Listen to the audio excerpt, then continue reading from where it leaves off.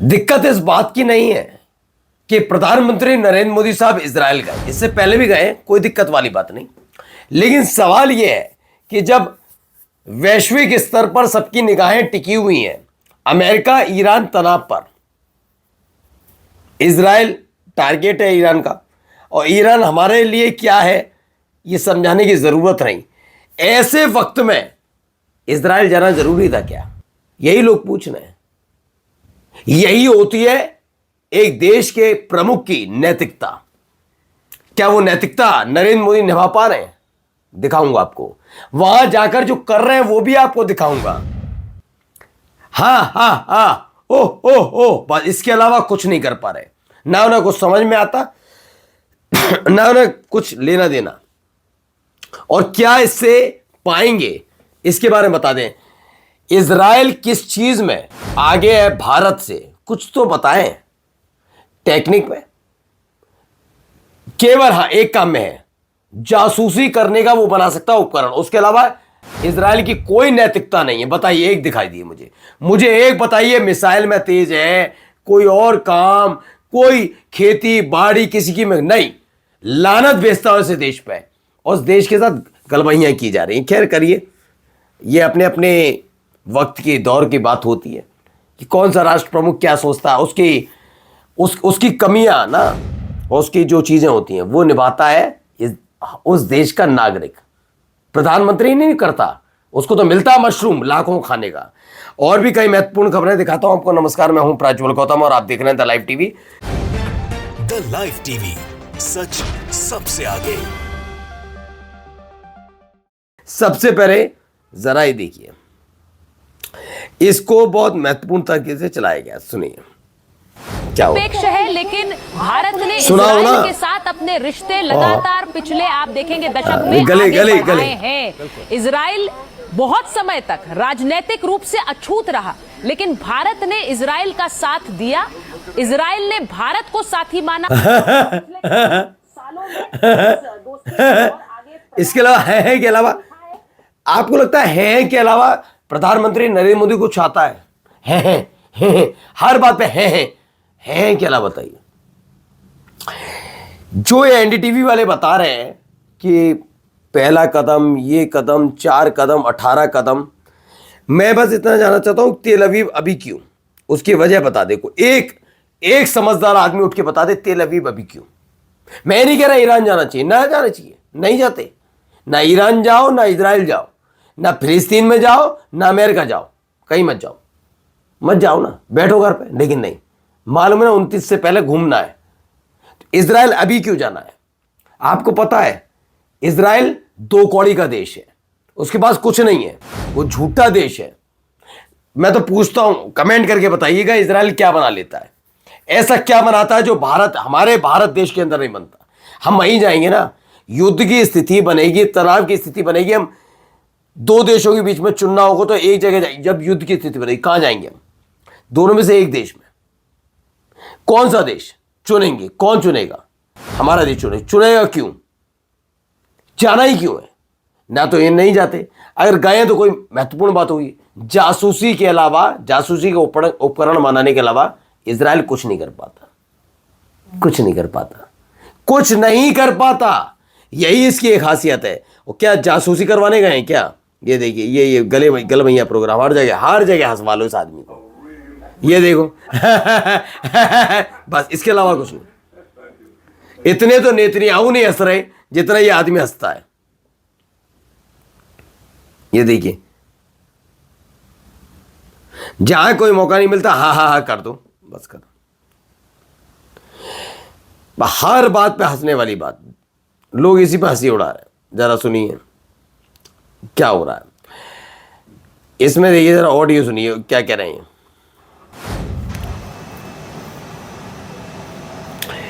ANI बंद करके क्यों रखता है? इसलिए क्योंकि उसे पता है ये आदमी ऐसा ही है, इसलिए। वो क्या कह रहे हैं? हंस दिया। वो नहीं हंस रहा आदमी, वो कह रहा है क्यों हंस रहा है? जिस पे हंसना चाहिए उस पे नहीं। अब देखिए अगली खबर पे आते हैं, जरा ही देखिए यहाँ पर क्या हो रहा है। This is a bond of real friendship. Great friend, my great friend. Thank you. Yes, sir. ये आम है भाई, आम है।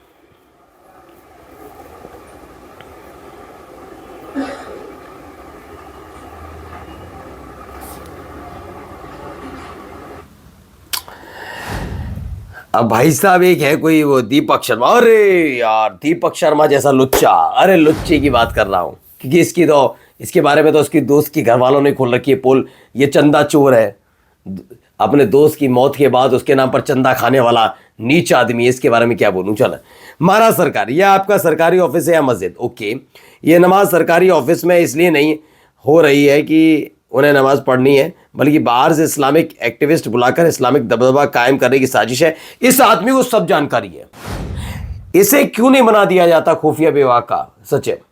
कुछ बड़ा आदमी बनाओ उसे। इतने दिन से मेहनत कर रहा है ये आदमी, 2 कौड़ी का आदमी मेहनत कर रहा है, कुछ करो उसके लिए, है ना। अरे तेरी औकात नहीं है, समझ रहा दीपक शर्मा, खुल के कहता हूं, प्राज्वल गौतम नाम है मेरा।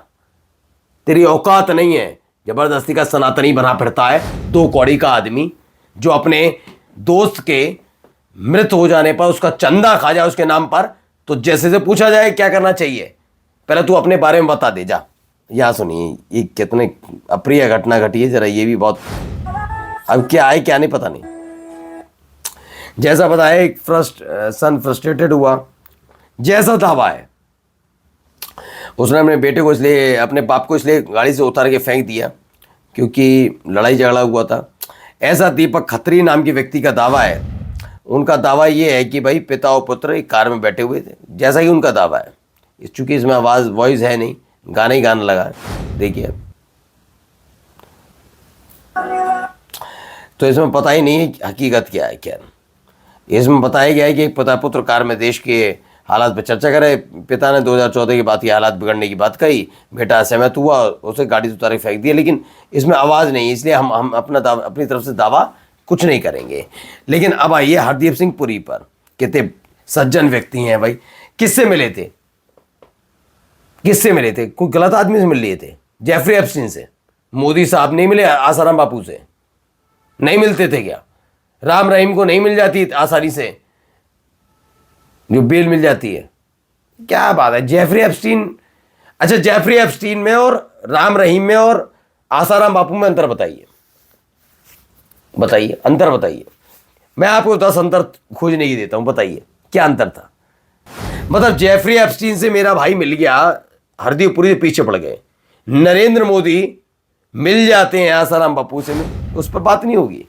वो भी तो वही लेवल का आदमी था, वो भी तो लीचड़ है आसाराम बापू, लीचड़ ही तो है राम रहीम। लेकिन नहीं, अब कह रहे हैं hello Hardeep Singh ji, your friends for your eyes, Peter Matterson was first.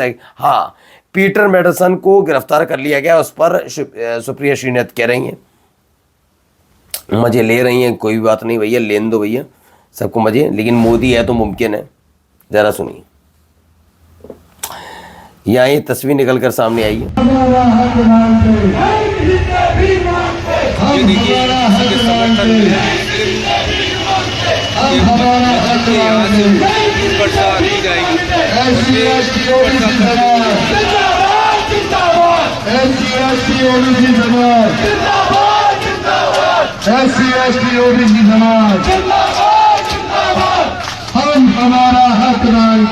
तो करौली में यूजीसी एक्ट के समर्थन में निकली हमारी SC/ST ओबीसी समाज की विशाल रैली मंदिरों और मस्जिदों दोनों के सामने गुजरी। मस्जिदों के ऊपर से मुस्लिम भाइयों ने कई स्थानों पुष्प वर्षा कर रैली का स्वागत किया, लेकिन जिन मंदिरों के सामने से हमारा समाज गुजरा वहाँ से किसी प्रकार का स्वागत नहीं हुआ। यानी इससे पता लगता है, ऐसा इनका दावा है हंसराज बीना का कि ऐसे ऐसे कह रहे हैं। जरा इधर भी सुन लीजिए क्या कह रहे हैं, हरकत देखिए इनकी। यहाँ काय के लिए आया? नहीं, यहाँ क्यों आया पश्चिम बंगाल से? काय के लिए आया? चंदा वहाँ नहीं मिलता आपको बंगाल में? आधार कार्ड दिखाते हैं। आधार कार्ड दिखा दे। चंदा वहाँ नहीं मिलता आपको बंगाल में? मस्जिद में जाके बैठ, यहाँ पे बाजार में आने का क्या मतलब है? 1100 रुपए की।